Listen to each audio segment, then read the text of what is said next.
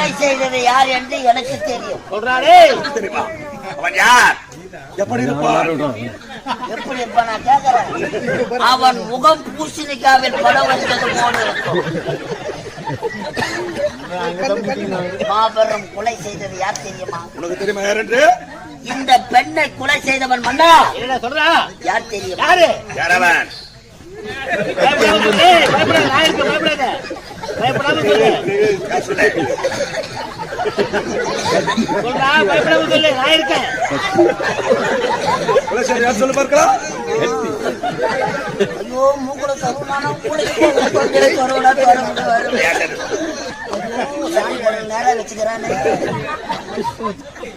முருகாண்டி சொல்லு பார்க்கலாம். எவனோ கொலை பண்ண, எவ்வளோ செத்தா, நம்ம உயிரை நம்பத்தான் காப்பாத்தி